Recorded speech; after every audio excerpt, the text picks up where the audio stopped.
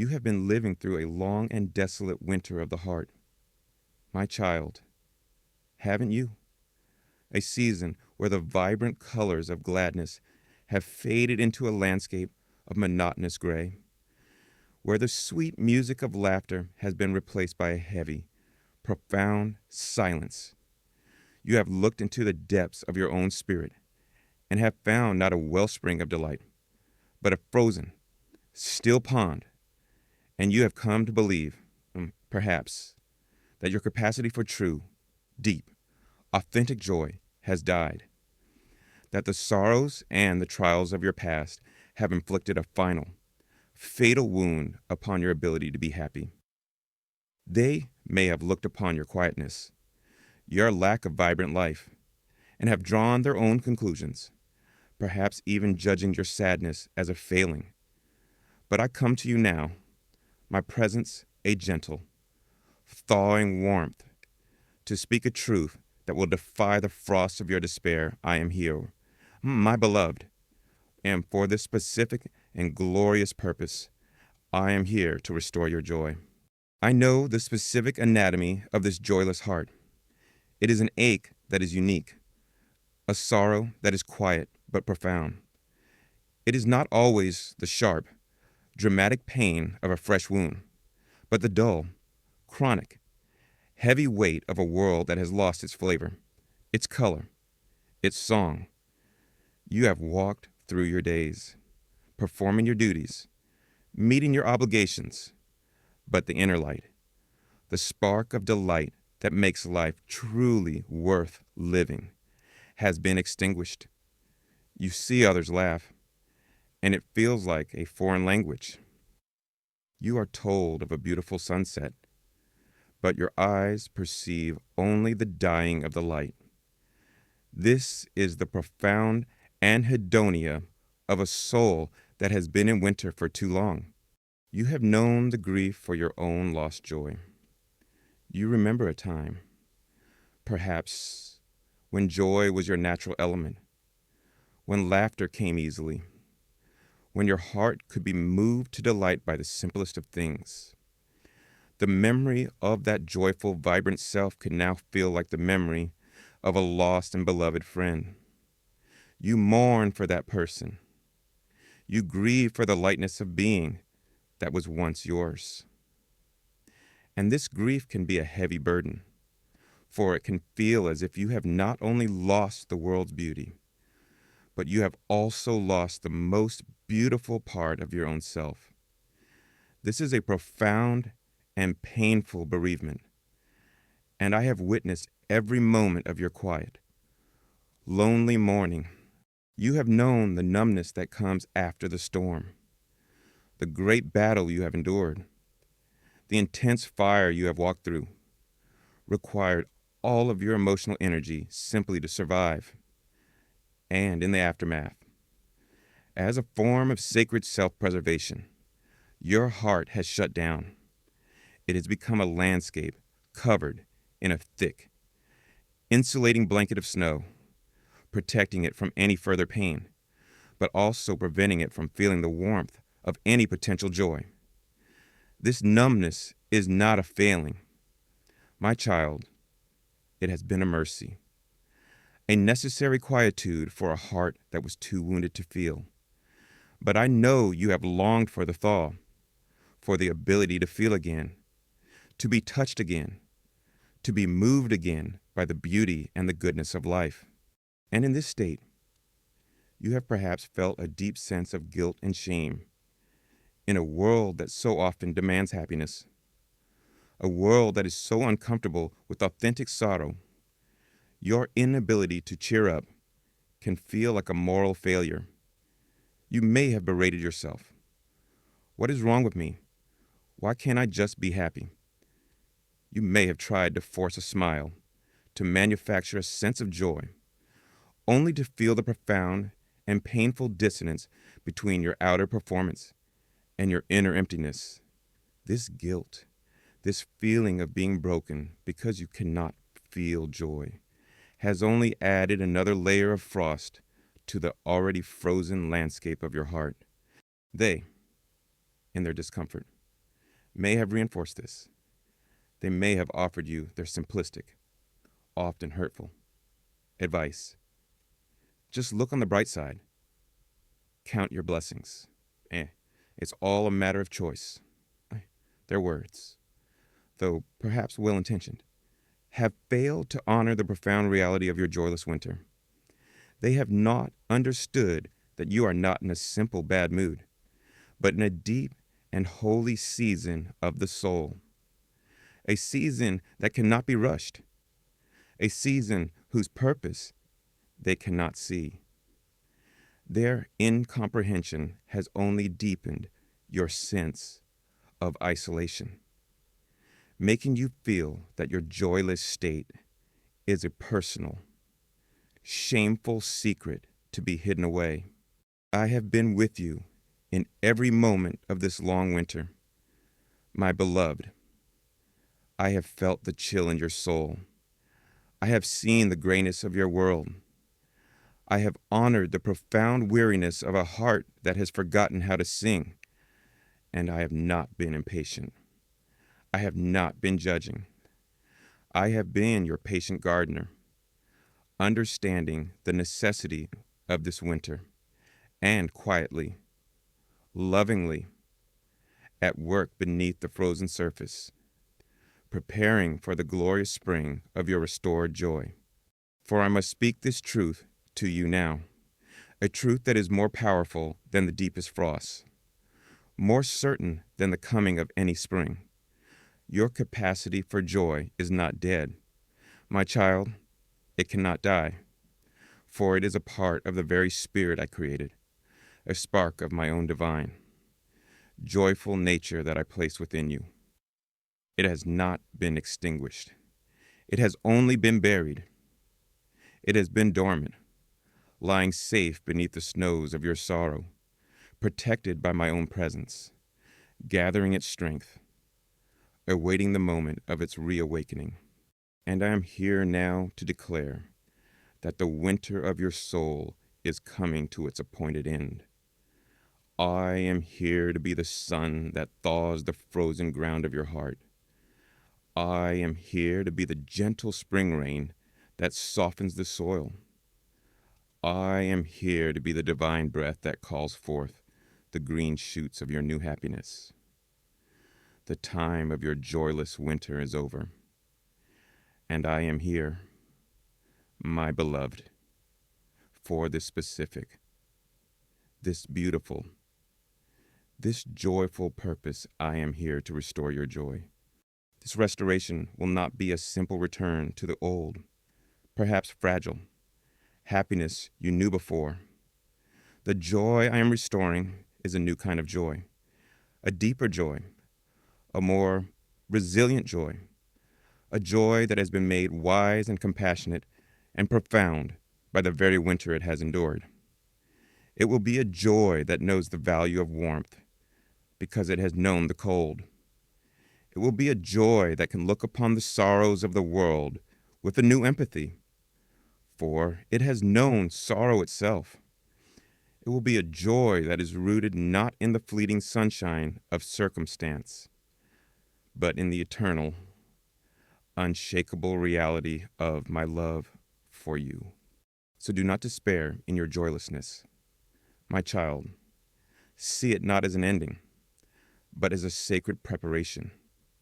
Your heart has been in a holy, fallow season, resting, being purified, being made ready for a new and more magnificent capacity for delight. The long winter of your joyless heart has served its purpose. And now, the spring is at hand, and I, your loving God, the very wellspring of all that is joyful, am here to restore to you the beautiful, glorious, and life-giving gift of your own laughter, your own delight, your own magnificent, resilient joy. The pain of a joyless heart is the pain of living out of sync with your true nature. For I created you for joy. It is your divine inheritance, your spiritual birthright, and the ache you have felt in its absence has been a holy homesickness, a longing of your soul to return to its native climate. This longing itself has been a prayer, a beautiful and constant call to me, your restorer. Do not believe the lie that your sorrow has pushed me away. On the contrary, my heart is always most tender toward my children who are grieving.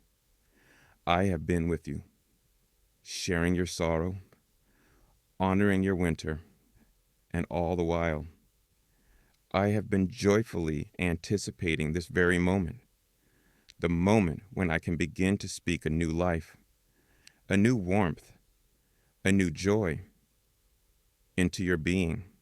The world may have told you that you are broken because you're sad, but I tell you, you are beautiful in your sorrow, for it speaks of a heart that has loved deeply, that has hoped profoundly, and it is this very heart, a heart so capable of deep feeling, that is now prepared to receive a joy of an equally profound depth. The long winter is ending. My child, feel the first subtle shift in the air. The process of your restoration has already begun. The sun is beginning to rise higher in the sky of your soul, and its warmth is even now beginning to melt the frost. Trust me in this, for I am here, and my purpose, my promise, my delight is to restore your joy. This is my sacred work. It is the work I delight in most, to see a heart that was frozen begin to thaw, to see a spirit that was downcast begin to lift, to hear the first tentative notes of a forgotten laughter begin to sound. This is the joy of my own heart. Your joylessness has not been a sign of my displeasure. It has been the very season that has prepared you for a deeper experience of my delight. I have not been withholding joy from you. I have been cultivating within you a greater capacity for it. And now, the time of that cultivation is over, and the time of the beautiful, blossoming harvest of that joy is at hand. Let go of the guilt. Let go of the shame. Let go of the belief that your winter is forever, and open your heart now to the first, gentle, warming rays of my restorative love. For I am here, and I am here to do this one glorious thing to restore to you, in a measure more abundant than you have ever known, your beautiful, resilient, and everlasting joy.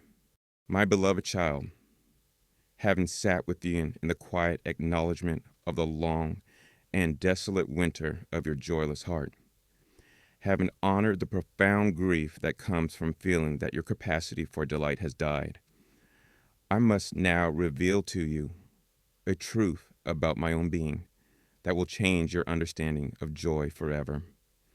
You have believed that your joy was a fragile, personal possession, a thing that could be lost or destroyed by the trials of this world. And you have, perhaps, seen me as a compassionate, but separate, companion in your sorrow. But I'm here to tell you, my child, that I'm not just a comforter of the sorrowful. I am the very source, the eternal wellspring of all that is joyful. My own nature is delight, and my presence with you, even in your darkest and most joyless season, has been the constant, quiet, and faithful guardianship of the very joy you believed was lost, the seed of your laughter, the essence of your delight, has been held safe within the warm and loving sanctuary of my own heart, awaiting the moment of its glorious restoration to you. The world has taught you to seek joy in fleeting things, in circumstances, in achievements, in people, in pleasures. And so, you have experienced happiness as a transient visitor, a fair weather friend that arrives when things are good and vanishes at the first sign of a storm. This has taught you that joy is unreliable, that it is external to you, that it is something you must constantly pursue and grasp at. But this is not true joy, my child. This is merely the faint echo of joy, a pale reflection of the real thing. True, deep, and resilient joy is not found in the circumstances of your life. It is found in the source of your life. And I, your loving God, I am that source. My very being, my child, is a symphony of creative delight. I did not create the universe out of a sense of duty or from a place of lack. I created out of an overflow of my own infinite, ecstatic, and joyful love. The spinning of the galaxies, the bursting forth of a supernova, the intricate dance of a hummingbird's wings, the sound of a child's genuine laughter, all these are expressions of my own joyful nature, my own delight in the goodness and the beauty of life. Joy is not just an emotion I sometimes feel. It is the very atmosphere of my being, the very substance of my spirit. And because I am with you, because my spirit dwells in you, this eternal wellspring of all joy has been present within your own heart, even when you could not feel it, even when the frozen ground of your sorrow seemed to cover it over completely.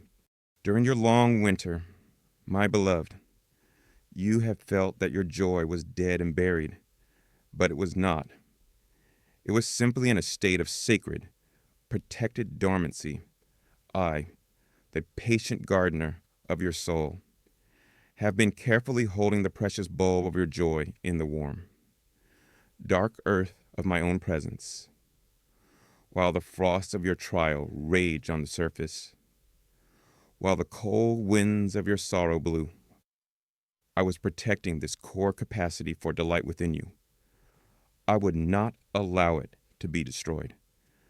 I have been keeping it safe, preserving its life force, knowing that when the spring of your new season arrived, I would call it forth, and it would bloom with a beauty and a vibrancy that would astonish your own heart. Your joy was not lost, my child. It was simply being held in trust for you by the one who is its eternal source and its faithful guardian. This is the great and glorious truth that will now begin to restore you. You do not need to create a new joy from nothing. You do not need to strive to feel happy. Your work now is to simply, with a trust-filled heart, turn your attention inward to the place where I dwell, and to begin to draw from the eternal wellspring that is already there. You have been like a person dying of thirst while sitting upon a hidden, underground river of pure, life-giving water. And I'm here now to show you where to dig, to help you to access the infinite, inexhaustible supply of joy that is your divine inheritance as my child. How does this work? How do you begin to drink from this inner wellspring? You do it by practicing the art of communion, of turning your focus away from the barrenness of your outer circumstances and towards the rich, joyful reality of my presence within. Every moment you spend in quiet prayer, in grateful meditation, in loving contemplation of my goodness, you are lowering a bucket into this deep well. Every time you choose to believe in my love for you, in my delight in you, you are drawing up that cool, refreshing water to your own parched lips. And the joy that will begin to flow is of a different quality than the happiness you have known before.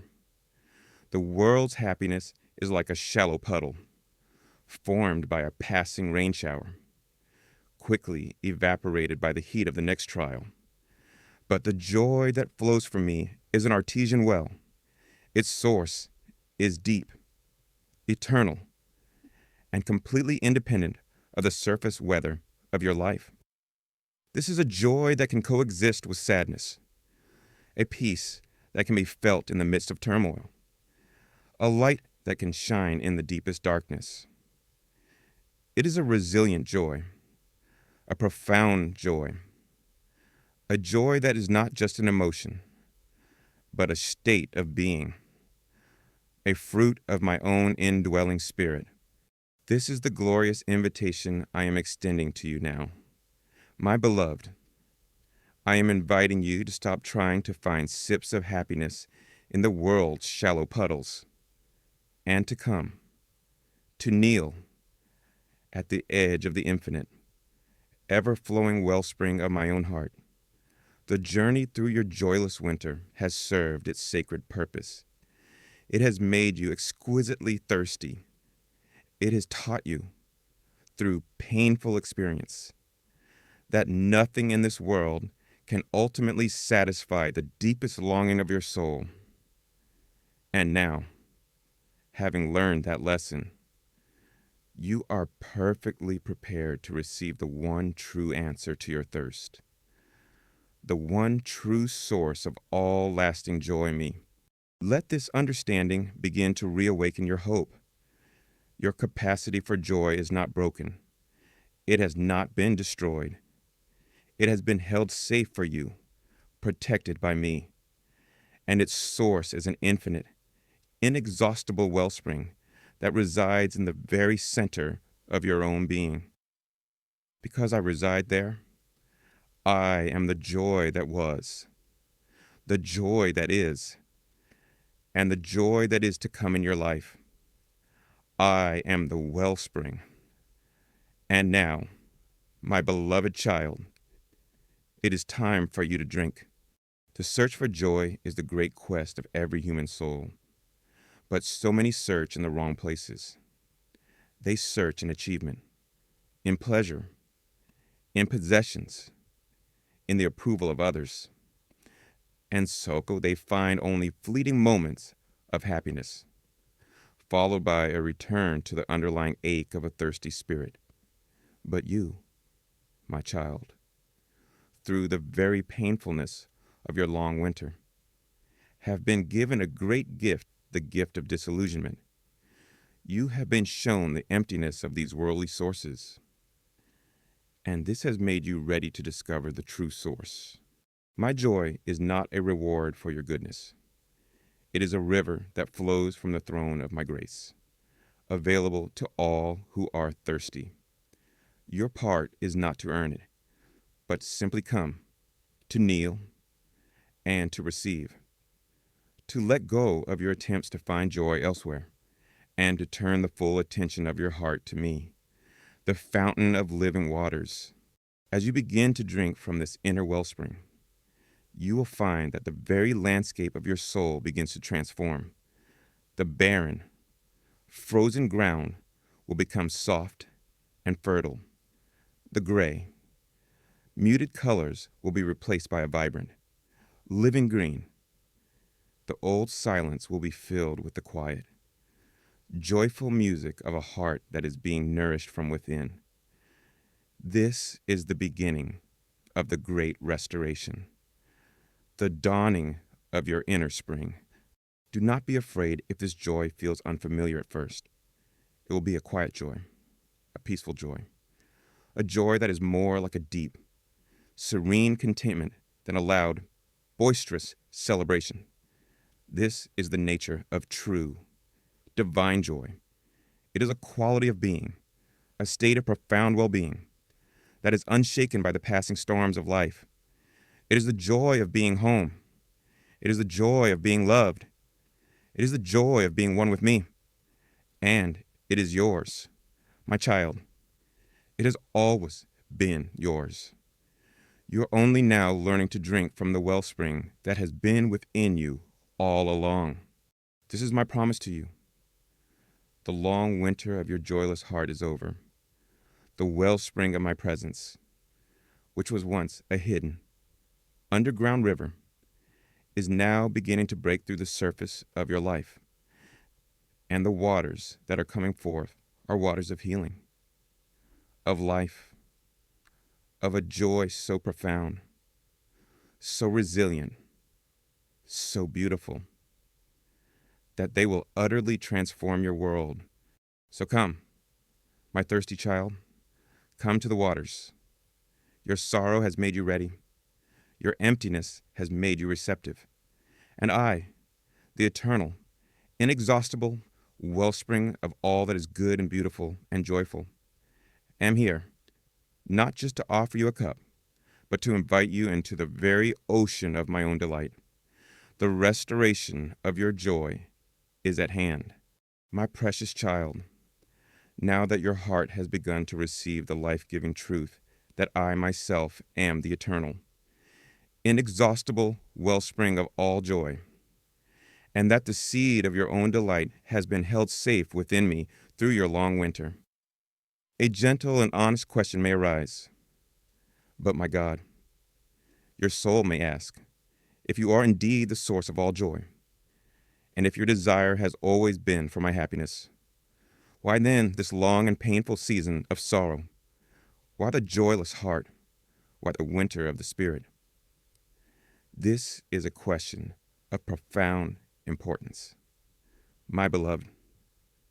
A question that deserves a loving and illuminating answer. For I want you to understand that your season of sorrow was not a meaningless affliction, not a sign of my displeasure, and not a random tragedy. Your sorrow, my child, when held within the embrace of my love, has served a profound and sacred purpose. It has been the very instrument that has created within you a deep new capacity for joy. The very fast that has purified your palate for a more glorious feast, and the very crucible in which a new and beautiful compassion has been forged. The world teaches you to flee from sorrow, to see it as an enemy, as a state to be avoided at all costs. But I, who see the end from the beginning, I know that sorrow, like winter, is a holy and necessary season in the life of a soul that is destined for great depth and a truly resilient joy. The shallow heart that has never known its own deep grief can only ever know a shallow happiness. But you, my child, have been prepared for something more. And your very sorrow has been the sacred tool I have used to prepare you for it. Let us first speak of how your sorrow has served to create a new and magnificent capacity for joy within you. Before your winter of the soul, your heart, though it knew happiness, may have been a small vessel. It was filled, perhaps, with the simple joys, the easy pleasures of life, but it was a small cup, and it could only hold so much. And then the storm came, the fire came, the loss came, and the experience of your great sorrow was like a divine hand, reaching into you and beginning a process of profound hollowing out. The grief has felt like a great emptiness, a painful void being carved into the very center of your being. And you have looked upon this inner emptiness with fear, believing it to be a wound, a lack, a permanent deficit. But I, the divine potter, see it differently. I have been using the sacred tool of your sorrow to hollow out your vessel, to make it larger, deeper, more spacious than it has ever been before. For a vessel can only be filled to its own capacity, and the small cup of your former heart would not have been able to contain the immense, overflowing, oceanic joy that I am now preparing to pour into your life. The very ache of your longing, the very emptiness of your grief, has been the process of expanding your soul, of increasing your capacity to receive me, to receive my love, to receive my joy. Every tear you have wept has been like a divine sculptor's tool, carving out a little more space in your heart. And now, because of the profound work of your sorrow, you are no longer a small cup. My child, you are becoming a great and magnificent chalice, a vessel capable of holding a measure of joy so vast, so profound, that it will not only fill you to overflowing, but will become a source of that joy for many others. Your sorrow was not your diminishment. It was your holy and sacred expansion. Consider also, my beloved, how your season of sorrow has served to purify your spiritual palate. In a world so full of artificial sweeteners, of fleeting pleasures, of superficial distractions, it is easy for the soul to develop an appetite for that which cannot truly nourish. The happiness the world offers is often like a sugary confection, a momentary rush of pleasure, followed by an even deeper emptiness. And before your winter, your heart may have been accustomed to, even dependent upon, this kind of superficial happiness. But the long fast of your sorrow, the season of your joyless heart, has been a profound and necessary detoxification. It has weaned you from your attachment to lesser joys. It has taught you, through the painful experience of their ultimate emptiness, that circumstance-based happiness is a fleeting and unreliable source of sustenance. And in this weaning, this cleansing, this purification of your desires, your spiritual palate has been made new. You are now like a connoisseur who, having fasted, can now taste the subtle, complex, and profound flavors of a truly magnificent wine, flavors they would have missed entirely before. You are now prepared to taste the difference between the world's cheap sugar and the deep, rich, nourishing sweetness of my divine joy. Your sorrow has given you the gift of discernment, an ability to recognize and to cherish what is real, what is lasting, what is true. It has made you ready not just for any joy, but for the most exquisite, most satisfying, and most glorious joy imaginable. And from this deep well of your own redeemed suffering, my child, has emerged the beautiful and priceless treasure of true, heartfelt compassion. This is a purpose of your sorrow that will bless not only you, but countless others through you. For a heart that has never been truly broken cannot know how to truly, gently, skillfully tend to the wounds of another. It can offer only the detached sympathy of a mind that understands, but not the profound, healing empathy of a heart that knows. But you, my beloved, you have walked through the valley of the shadow. You have known the desolation of a joyless heart. You know what it feels like. And because of this, you now possess a sacred authority, a holy credibility, to be a comforter to my other hurting children. When you sit with someone in their grief, you will not offer them the easy, hollow platitudes of the world. You will offer them the profound, silent gift of your understanding presence. Your own scars will be a testament to them that healing is possible.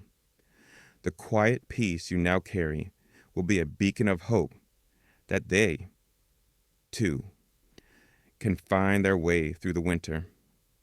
My love and my comfort will now be able to flow through you with a new and powerful authenticity. For you will be speaking not from a book, but from your own hard-won, beautiful experience. The very sorrow that made you feel so isolated has been the precise and perfect training ground that has equipped you to be a magnificent agent of connection, of healing, of my love in the world. This, my beloved, is the sacred purpose of your sorrow. It has not been a meaningless affliction. It has been a divine and purposeful process. It has been the tool that has expanded your heart, purified your desires, and cultivated within you a profound, compassionate wisdom. I know the process has been painful beyond all words, but I, your loving God, who wastes nothing, have been with you in every moment, taking the very substance of your pain and, through the beautiful alchemy of my grace, transforming it into the very foundation of your greatest strength, your deepest joy, and your most beautiful purpose. Your sorrow has served its holy purpose, and now the season of its reward is at hand. The world sees sorrow as a problem to be fixed, a negative state to be medicated away as quickly as possible. But I see it as a sacred space, a holy ground where the deepest transformations can occur. I do not rush you through your grief, for I know the priceless treasures that can be found only in its depths. When it is journeyed through with me, the capacity for joy is directly proportional to the capacity for sorrow. A heart that has only ever known shallow happiness can only ever contain a shallow joy.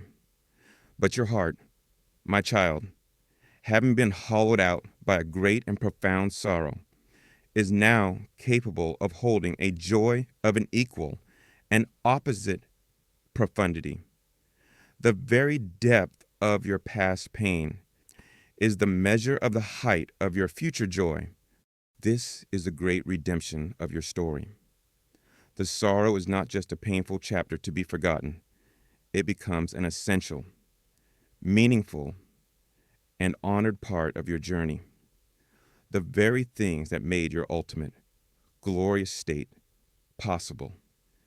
You will look back on this winter of your soul not with bitterness, but with a quiet, reverent awe, for you will see it as the sacred, fertile darkness from which your most beautiful and resilient life has been so miraculously born. Trust this process. My beloved, it is a process of love, of wisdom, of a profound and far-seeing goodness. Your sorrow has not been a sign of my abandonment. It has been a sign of my most intimate, most transformative work in your life. It has prepared you perfectly. And now, you are ready to receive the beautiful, resilient, and everlasting joy that your sorrow has made you ready for. This is the beauty of my ways. I take the very thing the enemy intended for your destruction, your pain, your loss, your grief, and I use it as the very raw material for your greatest blessing, your most profound beauty. The enemy has been utterly defeated, for the very weapon he used against you has been transformed, in my hands, into the very instrument of your victory and your glorification.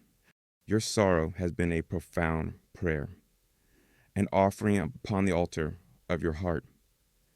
And my answer to that prayer is not just to take the sorrow away, but to transform it into a source of everlasting life, of deep compassion, and of a joy so profound and so resilient that it can never again be taken from you. The purpose of your sorrow has been fulfilled, and now the purpose of your joy begins.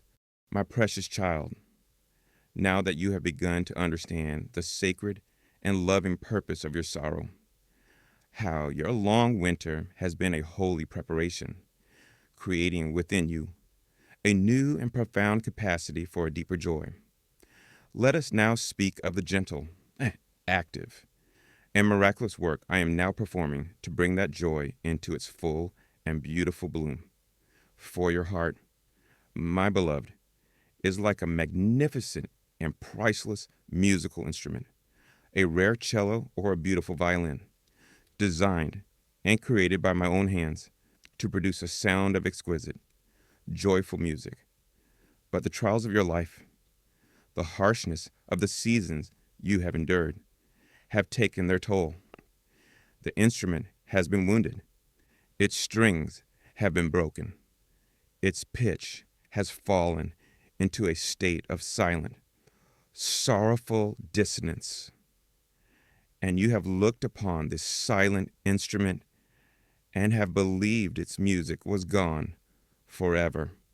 But I tell you, my child, I am here not only as the wellspring of all joy, but as the divine luthier, the master musician, and my own loving hand is now upon you, retuning your heart's song, healing the wounds that stole your joy, and preparing the very instrument of your soul to play again, not the old, simple tunes of yesterday, but a new, richer, more resilient, and more glorious anthem of joy than you have ever known before. This restoration of your joy is a process, my child, an act of my most tender, patient, and skillful artistry. A master luthier does not rush the restoration of a priceless instrument. They handle it with a reverence, a loving care, a profound understanding of its unique nature. So it is with me and your soul. I will not force your joy to return with a jarring suddenness. I will woo it back with a gentle, loving, and perfect process of restoration. The first step in this process has been the healing of the instrument's body. The fires and the frosts of your trials have left their marks. There may be hidden cracks on the wood of your heart, places where past hurts have created a deep, structural vulnerability. There may be a dullness to the finish, where the constant friction of sorrow has worn away your inner radiance. And so, my first work has been to apply the healing balm of my love to these wounded places, with a touch more gentle than the finest silk. I have been seeping my own peace into these cracks, mending them not with a clumsy glue, but with the divine resin that makes the wood stronger than it was before. I have been polishing the surface of your soul with the soft cloth of my grace, restoring its deep, innate luster, its capacity to reflect my light. This has been a quiet, foundational work, ensuring that the very vessel of your heart is made whole, sound, and ready to once again bear the beautiful tension of a joyful song. After healing the body of the instrument, my beloved, comes the work of restringing your heart. The old strings, the ones that once played the music of your former happiness, have been broken by the intensity of your trial. They have snapped under the pressure. And you have looked upon these broken strings and have believed you could never make music again. But I, your master luthier, I have a new set of strings for you. Strings that are of an entirely different quality. I am removing the old, broken strings of your circumstantial happiness, your reliance on others for your joy, your need for worldly approval, and in their place, I am fitting your heart with new, divinely made strings, strings that are spun from the very substance of my kingdom. I am giving you the deep, resonant string of unconditional love, a string that will produce a note of such profound security that it will cast out all fear.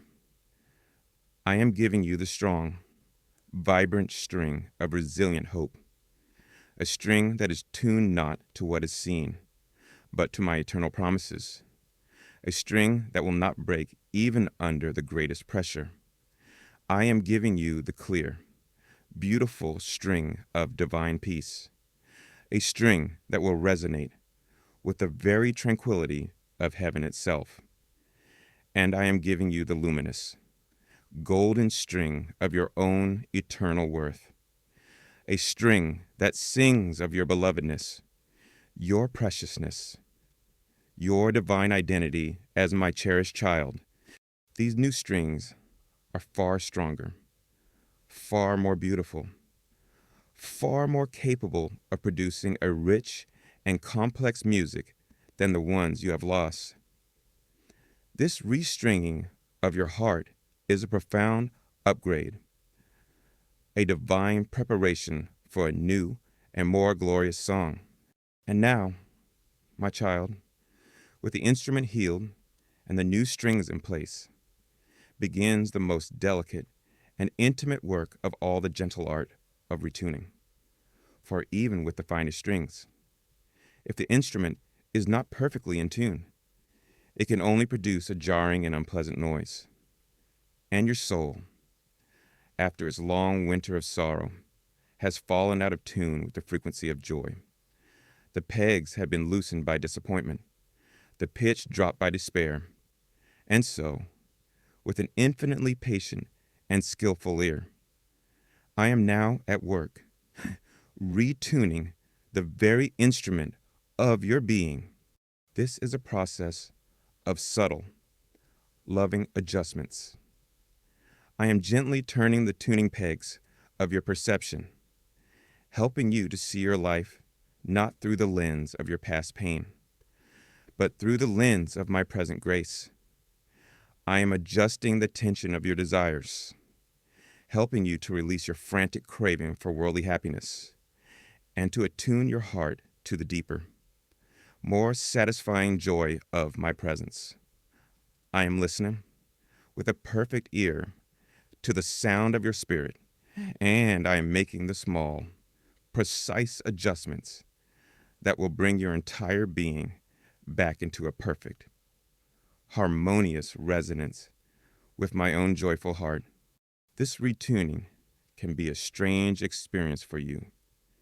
You may feel old, familiar emotions in a new way. You may find your responses to life changing. You may feel a new sense of inner harmony, a feeling of all your parts beginning to work together in a new and beautiful synchronicity. This is a sign that the retuning is working. It is you becoming an instrument that is perfectly in tune with the very joy of God Himself. And once the instrument has been healed, has been restrung, has been perfectly tuned, then I, the divine composer, do one final, beautiful thing. I breathe a new song into your heart, the old songs of your past, the simple melodies of your former happiness have served their purpose. But you have been prepared now for a new composition, a symphony of joy that is richer, deeper, more complex, and more glorious than any you have known before. It is a song that contains not only the bright notes of gladness, but also the deep, resonant notes of your past sorrow, now redeemed and transformed into a beautiful, poignant harmony. It is a song that speaks of resilience, of wisdom, of a compassion that has been earned through tears. It is the unique, magnificent, and triumphant song of your own restored soul. This, my beloved, is the unseen, loving, and artistic work that my hand is now performing. I am healing your wounds. I am restringing your heart. I am tuning your spirit. And I am breathing into you a new and glorious anthem of joy. Trust this process. My child, it is the work of a master who loves his instrument with a profound and eternal love. The silence of your joyless winter is over. The beautiful, restorative work of the divine luthier has begun. And soon, very soon, The garden of your soul will once again be filled with the sound of a beautiful, magnificent, and irrepressible music. Every part of this process is an act of my intimate care for you. The healing of the instrument's body is my commitment to your wholeness. The restringing is my upgrading of your capacity. The retuning is my alignment of your heart with mine.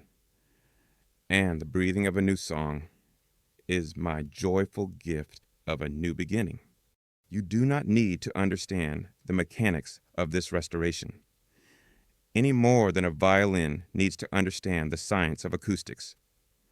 Your part is to simply remain in my hands, to be a willing and yielded instrument, to trust the skill of the luthier, to be open to the new music the composer desires to play through you. When you feel a moment of peace, know that a crack is being mended. When you feel a flicker of new hope, know that a new, stronger string is being put in place. When you feel a new sense of inner harmony, know that your soul is being brought into tune. These are the signs of my loving, restorative work. This is the great promise. My child, your capacity for joy is not lost. It is being restored. It is being deepened. It is being made more beautiful than ever before. The silence will not last forever, for I am here, and my purpose, my delight, my certain and unstoppable work is to restore your joy. The new song will be a song that only you can sing. It will be composed of the unique notes of your own journey, the specific harmonies of your own redeemed suffering, the beautiful rhythms of your own faithful heart. It will be your song, but I will be its author. And our co-created melody will be a source of immense beauty and hope in the world. Do not be discouraged if the instrument sometimes feels out of tune again. The process of settling into a new tuning takes time. Simply bring your heart back to me, your patient and loving tuner, and I will always be there to make the small adjustments needed to bring you back into the beautiful, harmonious key of my own everlasting joy. The restoration is real, my child, and the music is coming, my precious child. As you begin to hear the first, faint, yet beautiful echoes of a forgotten laughter stirring in your soul, as you experience those initial, subtle signs that my restorative work is taking hold, I now invite you into a joyful and life-giving partnership with me, for while I am the divine restorer, the ultimate source of the new joy that is dawning in your life. Your own willing cooperation, the posture of your own heart, can create the most beautiful and welcoming environment for this new joy to take root, to flourish, and to become your new, abiding reality. The invitation now, my beloved, is to learn the sacred art of welcoming joy again. This is the holy practice of learning to let go of any guilt you may feel about being happy, of consciously cultivating a spirit of gratitude, and of intentionally choosing and making space for moments of delight in your life. This is how you become my co-laborer in the beautiful, miraculous restoration of your own joy. After a long winter of the soul, the first signs of spring can feel almost foreign, even unsettling. So it is with joy after a long season of sorrow. Your heart has grown accustomed to the familiar gray landscape of grief, to the heavy weight of a joyless existence. And the first, brilliant colors of returning happiness can feel so bright, so new, that you may be tempted to shield your eyes from them, to retreat back into the familiar shadows. But I am here, my child, to gently take your hand and to teach you how to open your heart once more, to welcome this beautiful, healing, and long awaited guest named Joy back into the very center of your home, the first and most crucial step in this learning, my beloved, is to gently release any guilt you may feel about being happy again. This is a subtle but powerful obstacle that can prevent the restoration of your joy. After a profound loss or a long period of suffering, you may feel, on some deep level, that to be happy again would be a betrayal of the person you have lost, a betrayal of the gravity of the trial you have endured, a betrayal of the sad and suffering person you have become. You may feel that your sorrow is the only way to continue to honor what has been lost, and that to laugh again would be to say that it did not matter. My child, I must speak a profound truth to your heart about this. Your joy is not a betrayal of your sorrow. It is its beautiful, redeemed fulfillment. Your laughter does not dishonor your tears. It sanctifies them, proving that they have not been wasted, but have watered the very ground from which this new life now springs.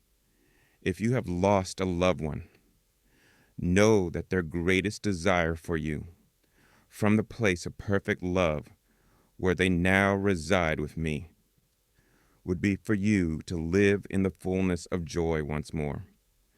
Your continued, joyless grief does not honor them. You're new. Resilient joy is the most beautiful tribute you can offer to the love you once shared. Your happiness is a testament that the love you shared was stronger than death, that its memory is a source not of perpetual pain, but of an enduring, grateful beauty. Release the guilt. My beloved, it is a false piety, a lie of the accuser, designed to keep you imprisoned in a past that I am redeeming. Your joy is the will of heaven for you. It is my will for you. And it is the deepest desire of all who love you truly. Secondly, you learn to welcome joy by cultivating a spirit of gratitude as a very gateway to your heart. Gratitude, my child, is a great magnet for joy. It is a spiritual practice that retunes your soul to the frequency of goodness, of beauty, of my constant provision. For so long, your heart, in its pain, may have been attuned to what was lacking, what was lost, what was wrong.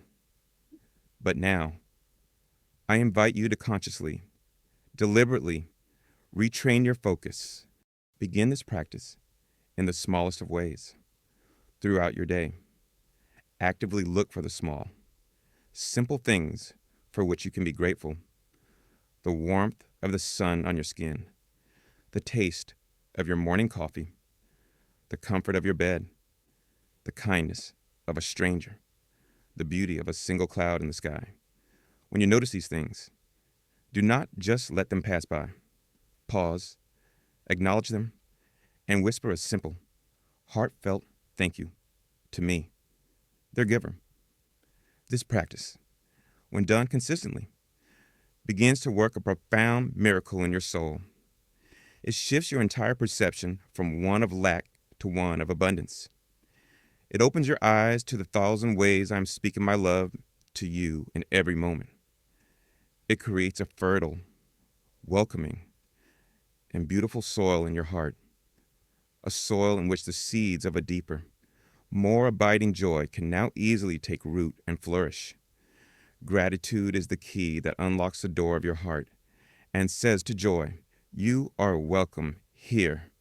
Thirdly, my child, you must learn the courageous art of intentionally choosing joy. Joy is not just a passive feeling that happens to you. It is often an active choice you must make, a direction you must set for your heart. In a world that is so full of reasons for sorrow, you must become a valiant warrior for your own delight, a conscious chooser of that which is life-giving and beautiful. This means that when you are faced with a choice between a despairing thought and a hopeful one, you consciously choose the hopeful one. When you have an opportunity to either dwell on a past hurt or to focus on a present blessing, you consciously choose the blessing. When you have a free moment, you can choose to engage in an activity that you know will bring a gentle lift to your spirit, listening to uplifting music, reading a beautiful poem, calling a friend who makes you laugh, spending time in the beauty of my creation. These are small, deliberate choices, but they are incredibly powerful. Each one is a step away from the old, gray landscape of your joyless winter and a step into the new, colorful garden of your restored joy. It is you, taking an active part in your own healing, choosing life, choosing light, choosing joy. And I, your loving God, celebrate and empower your every courageous choice. And finally, my beloved, you welcome joy by intentionally creating sacred space for it in your life. A cherished guest cannot come to a house that has no room for them.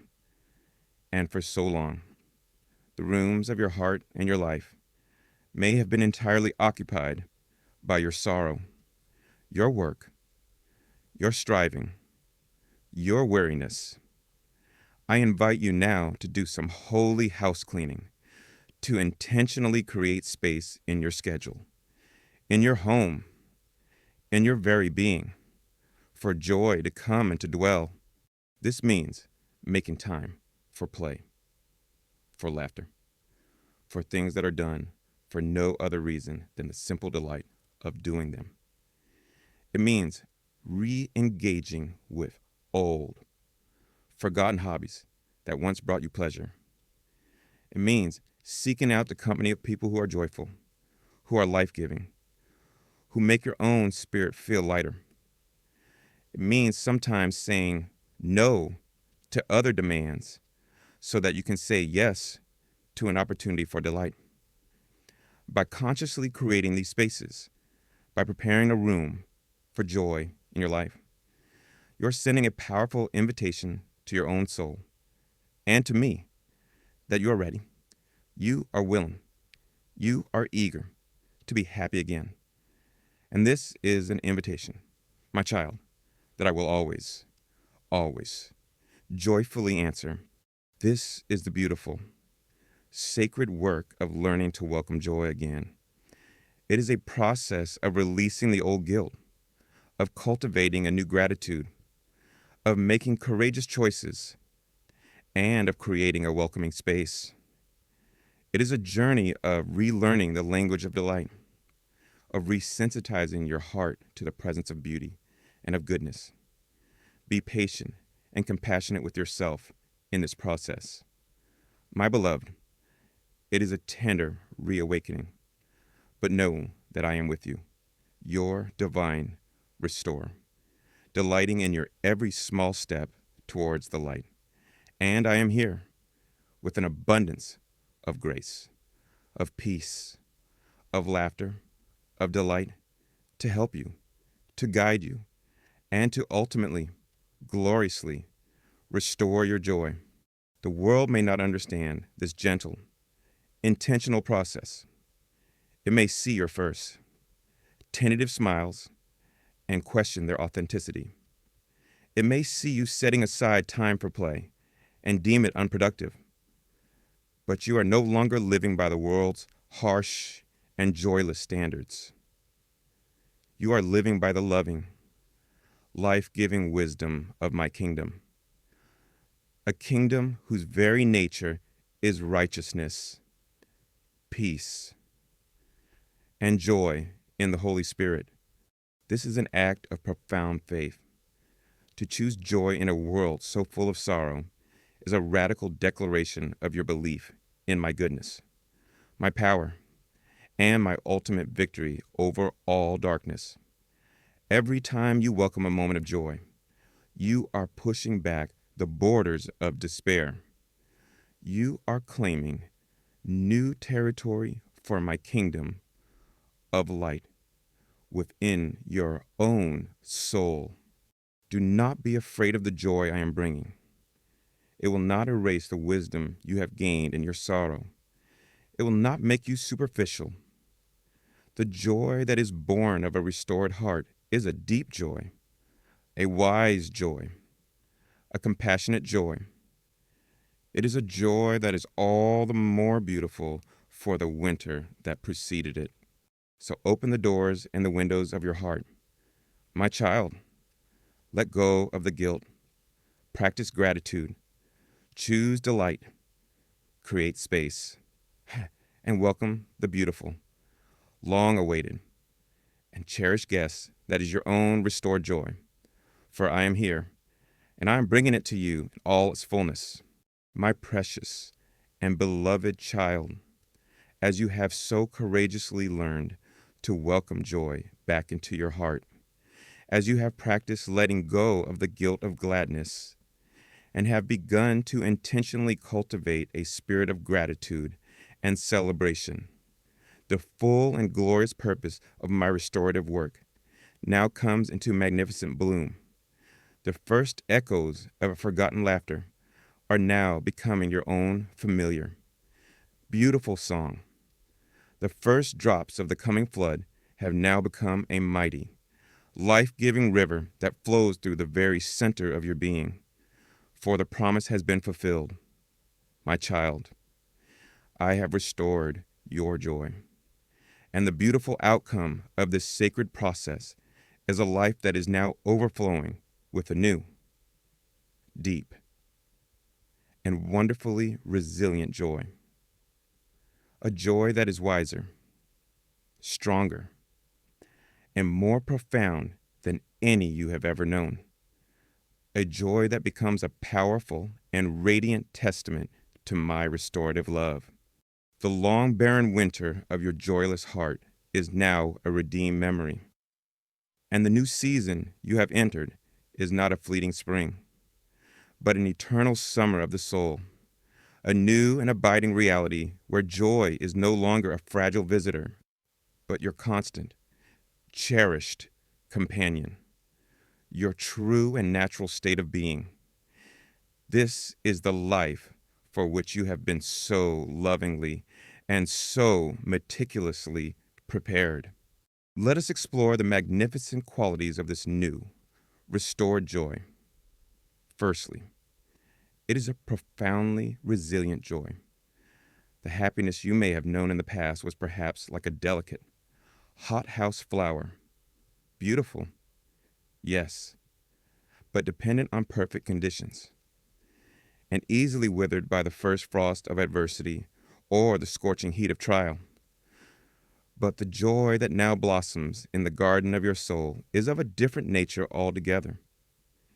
It is a hearty, perennial, and deeply rooted joy.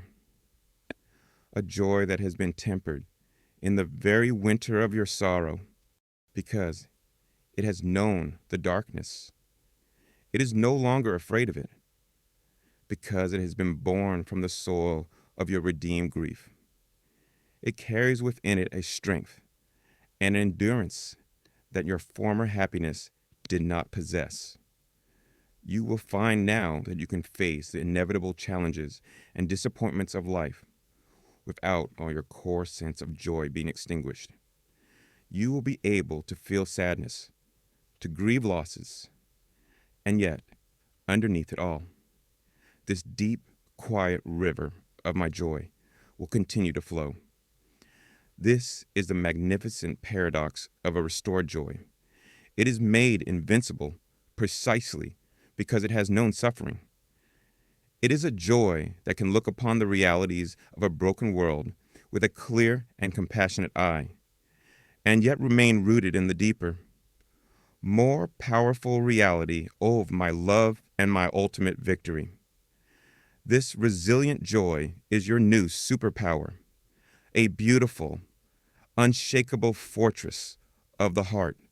Secondly, my beloved, your restored joy is a wise and compassionate joy. It is not the naive, giddy happiness of one who has never known pain.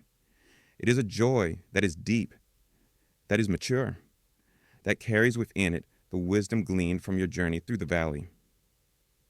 It understands that life is a complex tapestry of both light and shadow, and it finds its delight not in a denial of the darkness, but in the celebration of the light that is always, ultimately, greater. This wisdom makes your joy authentic and relatable. It is not a shallow, plastic smile, but a deep, genuine radiance that emanates from a soul that has known the fullness of the human experience. And from this wise joy flows a beautiful and profound compassion. Having known your own joyless winter, your heart is now exquisitely attuned to the quiet sorrows of others. Your own restored joy does not make you impatient with their sadness. Rather, it makes you a more effective and compassionate comforter. You can sit with those who are grieving and offer them not just sympathy, but the quiet, powerful testimony of your own spirit, a living proof that winter does not last forever, that joy can and does return, deeper and more beautiful than before. Your wise, compassionate joy becomes a healing balm for a hurting world. And this leads to the most glorious outcome of all. My child, your restored joy becomes an overflowing, life-giving stream. A heart that has been filled to capacity from the infinite wellspring of my own delight cannot contain its abundance. It must, by its very nature, overflow. Your life now becomes a beautiful, natural, an effortless conduit of my own joy to the world around you. You will find yourself laughing more freely. Your laughter, a beautiful music that brings a lightness to heavy hearts. You will find yourself speaking words of encouragement, of hope, of celebration, not as a duty, but as the natural overflow of the gladness within you. Your very presence, now saturated in this resilient joy, will become an atmosphere of hope, a place where other weary souls can come and feel their own spirits being lifted. You are no longer the thirsty one, seeking for a drop of water. You are now the fountain, a beautiful, overflowing spring of my life-giving joy, from which many will come to drink. To live in this state of joyful overflow is to experience the most profound purpose, the most delightful service, the most beautiful expression of your true, restored self. Your entire life, my beloved, now becomes a powerful testament to my restorative love. You are my masterpiece, a living story of redemption, a beautiful demonstration of my power to bring forth ecstatic joy from the very heart of the deepest sorrow. When people look at you, they will see not just a happy person, but a soul that radiates a peace and a joy that clearly comes from a source beyond this world.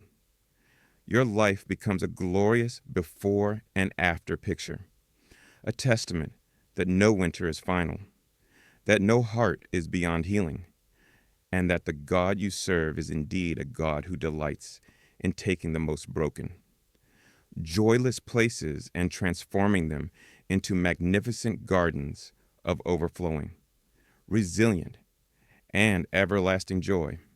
This is the great work I have accomplished in you. My child, I have taken the long winter of your joyless heart, and I have transformed it into a season of profound preparation.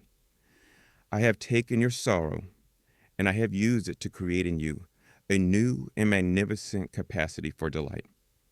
And now, I have filled that capacity to overflowing with my own spirit, my own love, my own joy.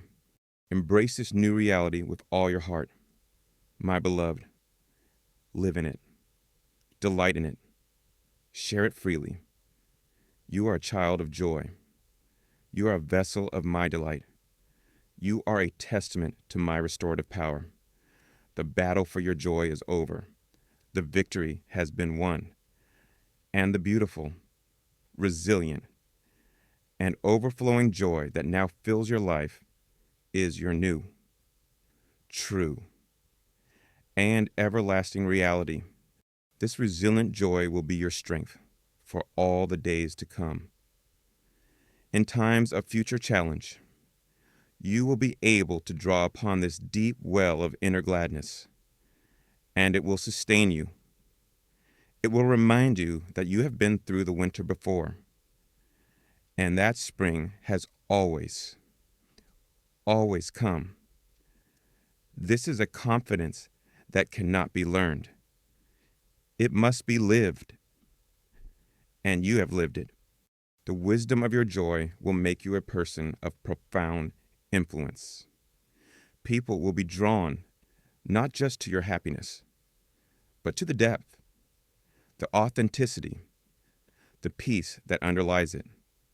They will want to know the source of such a resilient and compassionate joy, and you will have the beautiful privilege of pointing them not to a set of rules or a formula, but to me, the eternal wellspring, the loving Father who is the source of all that is good, and the overflow of your joy will be a gift that continues to multiply. As you pour out my love and my joy to others, you will find that your own inner wellspring is only filled more deeply. This is the beautiful, paradoxical mathematics of my kingdom. The more you give away, the more you have. Your life will become a perpetual motion machine of divine joy, constantly receiving from me and constantly pouring out to the world. This is your destiny, my child. Not a life of quiet sorrow, but a life of overflowing, resilient, and purposeful joy. This is what I am here to restore, and the restoration is now your beautiful, glorious, and lived reality. Do not be afraid of the intensity of this new joy. Your heart has been prepared for it. It can hold it. It can sustain it. It is your natural element, for you were created from joy, for joy, and to be a joyful expression of my own being in the world. Let your laughter be your new anthem. Let your smile be your new ministry. Let the light in your eyes be the new sermon that you preach without a single word. You are a living, breathing testament to the profound and beautiful truth that I am the God who does not just comfort sorrow, but who gloriously, powerfully, and completely restores joy. As the gentle, vibrant light of your own restored joy now fills the garden of your soul, my cherished child, let the profound peace and the deep delight of this new season be your eternal dwelling place. The long, cold winter of a joyless heart is over, its sacred purpose fulfilled, its sorrow redeemed. You have journeyed with me through the darkness, and you have discovered that I am not just a companion in the pain, but the very wellspring of all that is joyful and good. You have learned to welcome joy back into your heart. And now you are experiencing the beautiful, overflowing reality of its full restoration. Rest now in this joy, my beloved. Let it be the very atmosphere you breathe, the music to which your spirit dances. You have been restored. You are whole. and your life from this day forward is destined to be a beautiful, resilient, and overflowing testament to the magnificent, restorative love of your God